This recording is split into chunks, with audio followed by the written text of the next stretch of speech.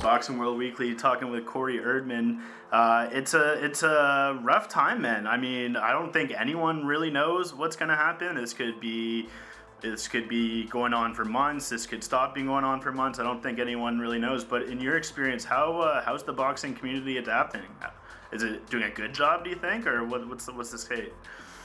I think that at this point it's doing everything that it possibly can. I think that the one interesting thing about boxing is that it's kind of least equipped to deal with the pitfalls of something like this. And by that I mean that as far as the boxers go, and a lot of the people who work in boxing, they're freelancers, they're independent contractors, and boxers themselves, until you reach a certain level, until you're fighting on TV, and even when you're fighting on TV, you're not making a whole lot of money.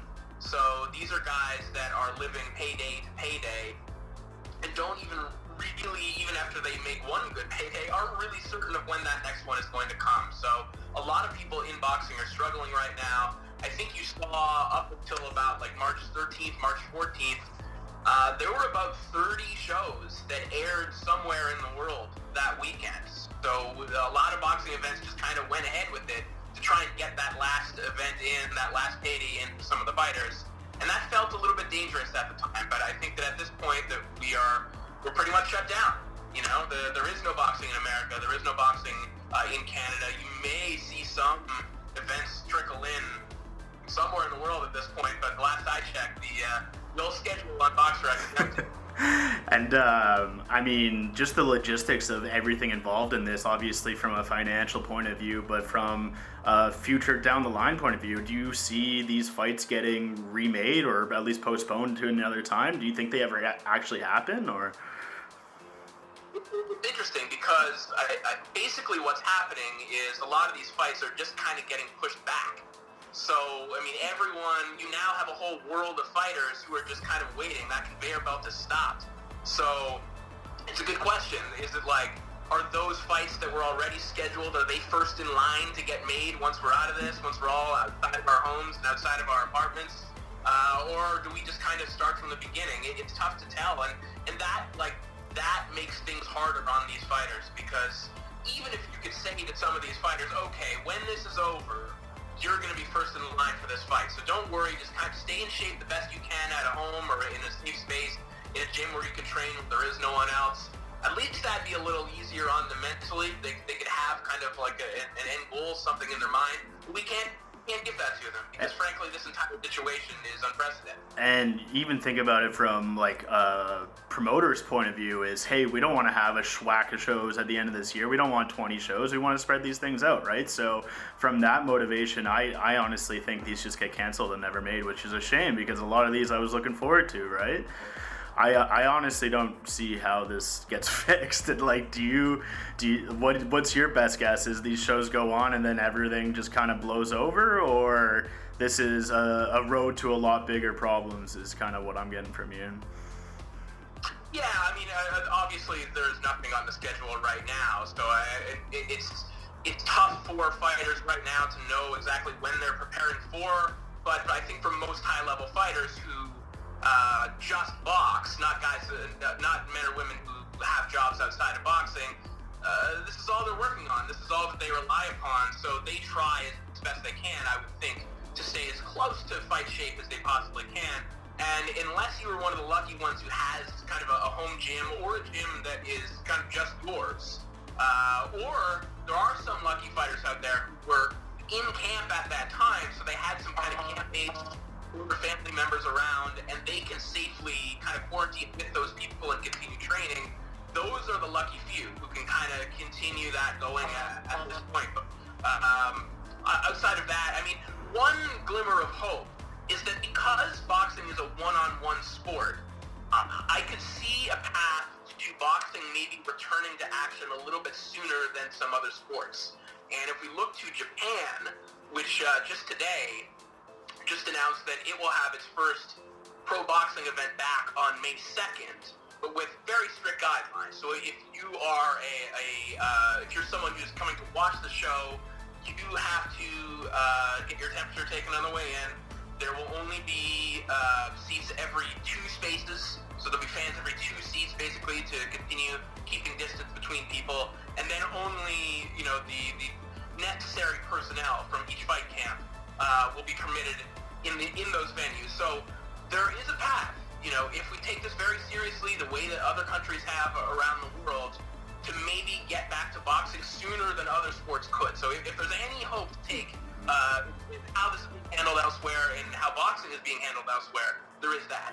Well, and that's promising on 2 fronts. First is obviously the Olympics and everything that's surrounding that right now, but I also think that maybe the NBA was kind of the trendsetter and they canceled their league before anyone. Maybe boxing can be that figurehead in this sport. That would you be okay with them putting the shows on without any crowd there, without anyone attending? Would that be something that you would be supporting? Certainly not right now. I mean, right now it is very clear that in order to stop this and not have this turn into even more of a tragic disaster than it has been, that we all need to be home. And we all need to be home until there can be quick and easily accessible and expansive testing everywhere in the world. And if you can get to that point, then we have a path to potentially putting shows on. Even before, a couple of weeks ago, basketball teams in China had started practicing together. But in order to do that, of course, we've all read about the testing measures in China. That required getting your temperature taken whenever you enter any door to go anywhere. So it was all near impossible for any of these players who are practicing together to be transmitted amongst one another. And then when we're done that practice, then they go back to their hotels, which are basically, blocked off and quarantined. So if you look at that, okay, well, 15, 16 guys can practice together. They did it safely with those measures. That's not far off from being able to hold a safe boxing event that could just be transmitted to the outside world. But right now, we should not be thinking about that. Right, and obviously that's the way the Olympic Committee's thinking too. They've gone ahead and postponed the Olympics.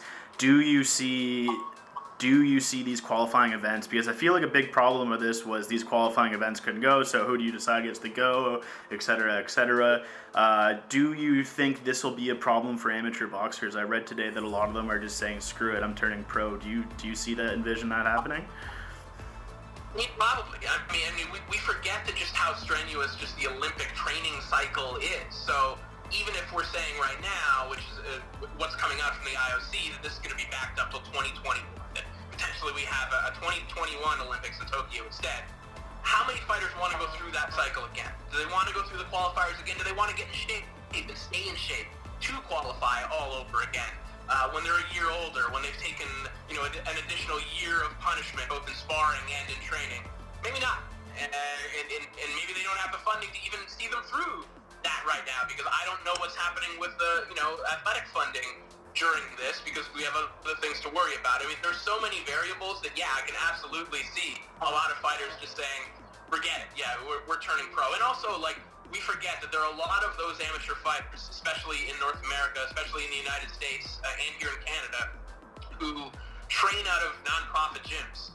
And those are going to be the first things to go. I wrote about that for BoxingScene in an article that went up this morning, my Monday column. But, the non-profit sector is going to be the last to get any kind of government stimulus. And without meaningful interaction and intervention from the government right now, and freezing their rent, freezing utility bills right now, a lot of these gyms are just going to close. Mm-hmm. And a lot of the rooms in lower income areas where a lot of our great amateur boxers are coming from. So if they don't have a gym to even go to, then we have bigger problems when it comes to getting these guys to an Olympic Games in 2021. Right. And obviously you do some work with DAZN as well. What's their response been like? How are they managing the problem? I mean, right now I think everyone's just kind of figuring out how long, trying to settle in and figure out exactly how long this is going to go on for. I think DAZN, like a lot of companies right now, they can lean on archives. And they can, try and tap into the nostalgia that everyone has right now, frankly, for even just the feeling of going outside. But tap in a little bit longer. Hey, maybe you want to remember those fights that you watched in the early 2000s and the 90s. Boxing companies have that. boxing companies, wrestling companies, combat sports in general, they have archives that, to me, have greater replay value than, say, the MLB just playing an old baseball game. I think you can watch an old fight more comfortably than you can just an old game because it doesn't need quite as much context. So DAZN and companies like it can really be leveraging that right now because, frankly, too, there are a lot of television stations that just need stuff. Yeah. So boxing can capitalize on that. Go into your archives, start selling off your stuff, give it away, whatever you need to do. But there are slots on television right now for boxing to be aired. And is there, from your point of view or from your perspective, is there a contingency plan? Like, say, is archive fights the contingency plan? Because say this goes on 3-4 months, no boxing means no one's getting paid. How is DAZN preparing for something like that?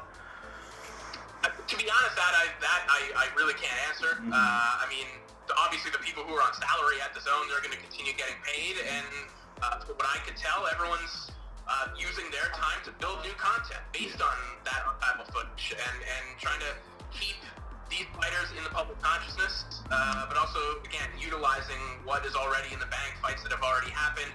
On the PBC side of things, we've already seen on FX1, they're dipping into their archive. The other day, they had basically a marathon of Sean Porter fights, which is always exciting, and I'm sure they'll do a lot more of that. It's a close kind of parallel, but pro wrestling kind of doing the same thing right now on ESPN. ESPN needs content. Well, what are they going to do? They're going to start airing old WrestleManias. Yeah. So you can look at that model and do a lot of the same things. You're obviously in some of the media circles surrounding boxing and in touch with some of those people. What's the scuttlebutt? What's the consensus with the media? What are they preparing for? How are they preparing? Well, for the people who work full time in the boxing media, hopefully they have a salary and they're able to kind of work through this and just do kind of flashback articles or check in with fighters. There's always it'll be a little bit harder, obviously, right now, as it's been for me even over the first 2 weeks or so, finding things to write about. Because at a certain point it's going to get redundant, like check in with fighter X. Oh, he's struggling. Yeah. Fighter Y, he's struggling. We know. Yeah. But for those that are on salary, hopefully they remain so. Listen, the media world is tough to navigate, and it's at the best of times, let alone in a pandemic. So obviously, we're all just hoping for the best. But I think would be the best.